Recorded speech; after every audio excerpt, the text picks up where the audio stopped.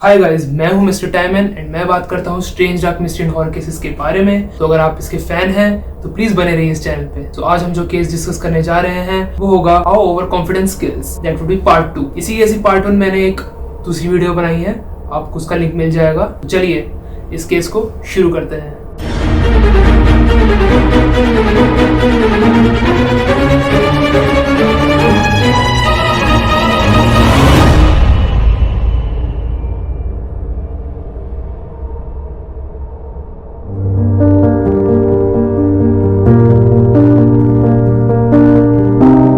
बात करते हैं जनवरी 27, 1908 की, जब एक हैंडकफ्ड आर्टिस्ट कर्टेन के पीछे से निकलता है और सब के सब जितने भी थिएटर में लोग बैठे थे सब उसके लिए चीयर कर रहे होते हैं। ये इस आर्टिस्ट का फर्स्ट एवर लाइव परफॉर्मेंस होने वाला था एंड वो आर्टिस्ट काफी कॉन्फिडेंट था एंड बिल्कुल भी नर्वस नहीं था। उसी स्टेज पे आर्टिस्ट की साइड में एक बहुत ही बड़ा मिल्क कैन रखा हुआ था जो पूरा का पूरा पानी से भरा हुआ था। तो जैसे ही लोगों की चीयरिंग बंद होती है वो आर्टिस्ट उस कैन की तरफ बढ़ता है, एक लैडर पे चढ़कर उसमें कूद जाता है। उस पानी में जब वो आर्टिस्ट कूद जाता है तो लोग देखते हैं कि उस आर्टिस्ट का लगभग पूरा शरीर सिर्फ फेस ऊपर होता है पानी के, बाकी पूरी बॉडी पानी के नीचे होती है। और जब ऐसा होता है तो वो आर्टिस्ट अपने असिस्टेंट्स को बोलता है कि अब वो रेडी है। तो सभी के सभी असिस्टेंट्स आकर उस लिड को एक साथ उठाते हैं एंड उस आर्टिस्ट को उसी में बंद कर देते हैं एंड ऊपर से लिड बंद कर देते हैं। इसके बाद वो सारे असिस्टेंट जितने भी होते हैं ऊपर से 6 डिफरेंट लॉक लगा देते हैं। ये सब देख के ऑडियंस बहुत डर जाती है, वो अपनी खुद ब्रेथ होल्ड करने लग जाती है। एंड मैं आपको बता दूं 1908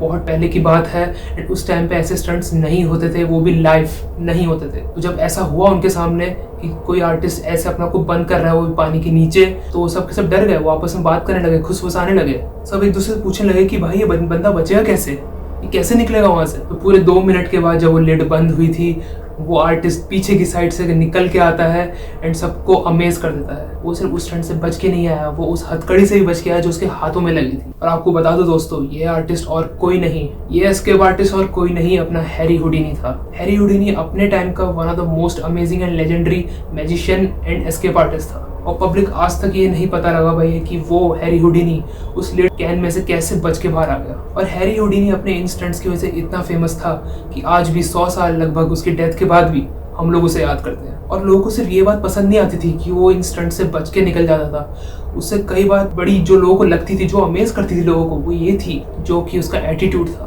कोई भी स्टंट करते हुए बहुत ही कॉन्फिडेंट रहता था एंड बिल्कुल भी नर्वस नहीं रहता था। ये चीज़ लोगों को अमेज करती थी एंड इसलिए काफ़ी आगे आने वाले मैजिशियंस एंड एस्केप आर्टिस्ट आज भी हैरी हुडिनी को एडमायर करते हैं। कुछ लोग तो हैरी हुडिनी को फियरलेस हुडिनी भी बुलाते थे इसी कारण। फियरलेस नहीं, ये पूरा सच नहीं है। एक स्टंट ऐसा था जो हैरी हुडिनी करने में बहुत ज्यादा डरता था। किसी तरीके से हैरी हुडिनी ने वो स्टंट करने के लिए अपने आप को मनाया, पर वो स्टंट करते हुए वो काफी पैनिक हो गया था एंड उसने अपने असिस्टेंट्स को सिग्नल किया उसे बचाने के लिए एंड तब जाके वो बच पाया। एंड उसके बाद वो स्टंट उसने कभी भी जिंदगी में ट्राई नहीं किया एंड आगे कई आने वाले डेकेड्स में भी किसी ने ये स्टंट ट्राई नहीं किया, क्योंकि ये स्टंट ट्राई करना बेसिकली अपने मौत को गले लगाने के बराबर है। और काफी एस्केप आर्टिस्ट और मैजिशियंस को ये भी लगता था कि अगर हैरी हुडिनी ये स्टंट नहीं कर पाया तो भैया हम किस खेत की मूली है। बट आखिरकार 1990 में वो वक्त आता है जब 32 साल का एस्केप आर्टिस्ट जिसका नाम जो बरस था कहता है कि वो ये इनफेमस स्टंट करके दिखाएगा। जो बरस कैलिफोर्निया में चिल्ड्रंस का एक छोटा मोटा मैजिशियन था, पर उसको हमेशा अपने अंदर लगता था कि वो एक दिन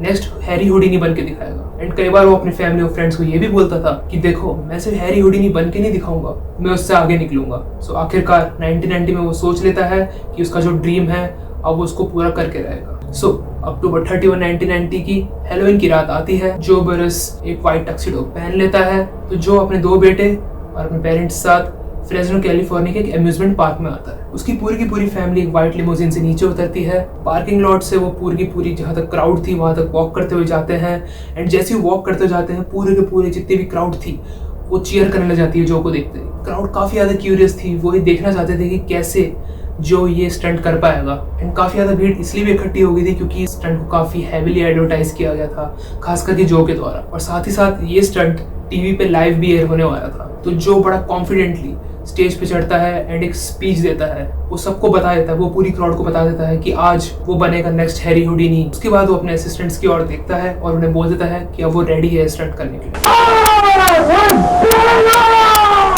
और वो बोलता है लेट्स बरी अलाइव। उसके बाद जितने भी असिस्टेंट्स थे वहाँ पर उसके दोनों हाथों में चेन लगा देते हैं, पूरी बॉडी में चेन्स लगा देते हैं। उसके बाद सारे असिस्टेंट्स जो को लिफ्ट करते हैं एंड लिफ्ट करने के बाद उसको एक ट्रांसपेरेंट प्लास्टिक कॉफिन में रख देते हैं। उसके बाद वो जो के कॉफिन को ढक देते हैं ऊपर से और उसको लोअर करना शुरू कर देते हैं 7 फुट गहरे गड्ढे में। तो जो जैसे ही अपने असिस्टेंट्स को सिग्नल करता है कि वो रेडी है, तो सारे के सारे असिस्टेंट्स मिलके उसमें मिट्टी डालना शुरू कर देता है उस गड्ढे में। तो गाइस स्टंट का बेसिकली नाम था बरीड अलाइव। फिर उन्होंने ये वाला था दोस्तों कि उस कॉफिन में से जो को निकल के बच के आना था, और वो कैसे आता है वो यही देखने वाली चीज थी। तो जब हैरी हुडीनी ये स्टंट कर रहा था तो क्या गलत हुआ था? जब हैरी हुडीनी ये स्टंट कर रहा था तो उसने 7 फुट गहरे गड्ढे में नहीं 6 फुट गहरे गड्ढे में ये करा था। तो जब हैरी ये स्टंट कर रहा था तो किसी तरीके से कॉफिन के बाहर तो निकल गया था, लेकिन अपनी पूरी बॉडी के में चेन्स लगे होने के कारण वो डर्ट से पूरी तरह से निकल नहीं पा रहा था। तो अगर उस दिन उसके असिस्टेंट्स नहीं होते तो हैरी हुडीनी मर जाता। हैरी एकदम से पैनिक हो गया था और बेसिकली उसने जोर से आवाज लगानी शुरू कर दी थी एंड पूरे के पूरे जितने भी असिस्टेंट्स थे वो एकदम से उन्होंने डक करना शुरू करा मिट्टी को, और किसी तरीके से हैरी को उस दिन बचा पाए थे वो। इसी कारण से हैरी ने कभी भी ये स्टंट रिपीट नहीं किया। तो आते हैं अब करंट सिनेरियो पे। बात करें जो बरस की, तो उसने 1 साल पहले ये स्टंट ट्राई किया था but on a smaller scale.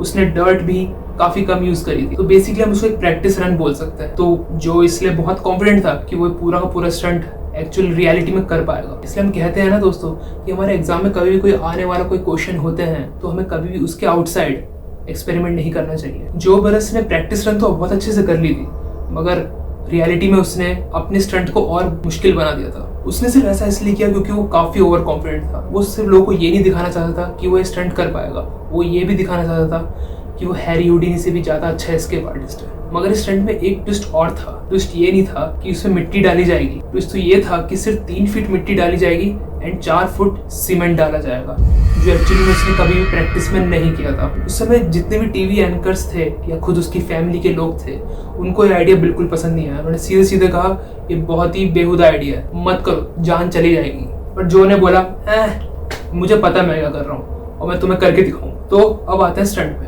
जब जो को नीचे कर दिया गया लोअर, तो उसने सिग्नल दे दिया अपने असिस्टेंट्स को कि भाई अब स्टार्ट करो मिट्टी डालना, I am ready for the stunt. तो सिग्नल मिलते ही असिस्टेंट्स ने मिट्टी डालनी शुरू कर दी। कुछ ही फीट मिट्टी डली थी, लेकिन एकदम से जो के चिल्लाने की आवाज आई। जो के चिल्लाते ही असिस्टेंट्स ने वापस मिट्टी जल्दी से निकालनी शुरू करी और उन्होंने किसी तरीके से जो को बाहर निकाल लिया। जो सही था, सलामत था। जो ने सिर्फ इतना बोला कि उसके जो गले में जो चेन है वो काफी ज्यादा टाइट है, तो उसको रीएडजस्ट करना पड़ेगा। इसको देख के टीवी एंकर्स और क्राउड को ऐसा लगा कि जो शायद अब एक्सक्यूजेस बना रहा है क्योंकि ये स्टंट काफी डेंजरस है, तो वो एक्सक्यूजेस बना रहा है कि ताकि वो स्टंट ना कर सके। इसके बाद जितने भी ऑन लुकर्स थे या जितनी भी क्राउड थी, उन्होंने उसको बोलना स्टार्ट करा कि मत करो भैया, मत करो, रहने दो, let it be, it's okay. देखो इट्स अ साइन, ये भगवान की तरफ से साइन है, चेन काफी टाइट थी, तुम्हें बचा लिया गया, अब मत करो, डेविल के डोर पे बार बार मत खटखटाओ, मत करो प्लीज। एंड जो इन सब बातों से बिल्कुल बेफिक्र था। उसने सबको बोला कि कोई दिक्कत की बात नहीं है, सिर्फ चेन की दिक्कत थी, अब मैं आपको स्टंट करके दिखाऊंगा। तो उसके असिस्टेंट्स ने नेक चेन रीएडजस्ट करी। उसके बाद जो को वापस उस कॉफिन में डाला और उसको लोअर कर दिया नीचे। उसके बाद जो ने फिर से सिग्नल दिया कि अब वो रेडी है। क्राउड काफी डरी हुई थी।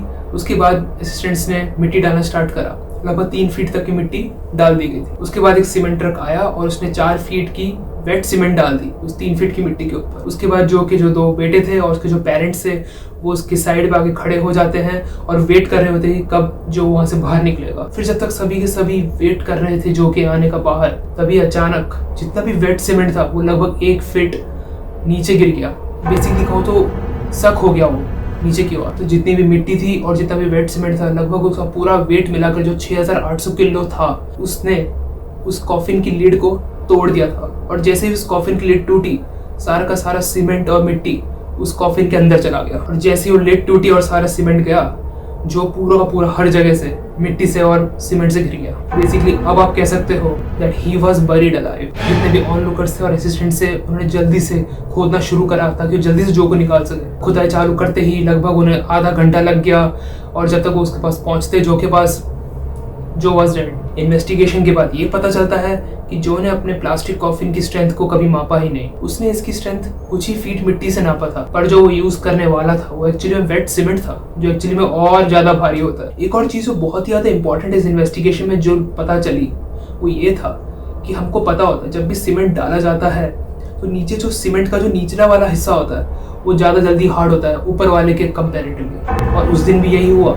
अगर जो उस दिन बच भी जाता, किसी तरीके से मिट्टी से बाहर निकल भी जाता, तो जो नीचे का जो वेट सीमेंट का एरिया था वो इतना हार्ड हो चुका होता कि जो वहां से कभी बाहर नहीं निकल सकता था। इस स्टंट के स्टार्ट होने से पहले ही जो ने अपना डेथ वारंट खुद ही साइन कर दिया था, पर वो इतना ओवर कॉन्फिडेंट था अपनी एबिलिटीज को लेकर और अपने ड्रीम्स को लेकर कि उसको ना तो किसी ने रोका ना वो खुद रुका। इस केस से हमें क्या सीखने को मिलता है दोस्तों? देखिए, इस केस से हमें कुछ 1-2 पॉइंट सीखने को मिलते हैं। पहली चीज़ ये कि अगर जिंदगी में कभी कोई चीज़ फेल हुई है किसी के द्वारा, तो उस चीज़ की केस स्टडी करना बहुत ज़रूरी होता है। अगर जो ये देख पाता केस स्टडी में कि हैरी हुडिनी क्यों ये स्टंट नहीं कर पाया, तो शायद आज जो आज भी बचा होता। दूसरी चीज़, over confidence always kills. Yes, that is right. देखिए, लाइफ में कॉन्फिडेंस होना बहुत ज़रूरी है, लेकिन एक लिमिट हमेशा होनी चाहिए। कहीं कॉन्फिडेंस के बहाव में बहते बहते आप ओवर कॉन्फिडेंट रॉक से भी न टकरा जाए। तो दैट्स इट गाइस, आज मेरी तरफ से इतना ही। मिलेंगे आपसे अगले केस में। अगर आपको मेरा काम पसंद आता है तो प्लीज़ लाइक करें वीडियो को and please share and subscribe. साथ ही साथ आप मेरे को मेरे इंस्टाग्राम पे भी फॉलो कर सकते हैं। और अगर आप किसी और केस के बारे में जानना चाहते हो या आपके पास और कोई रिकमेंडेशन हो तो आप कमेंट बॉक्स में भी बता सकते हैं। तो that's it from my side. Take care, have a great day.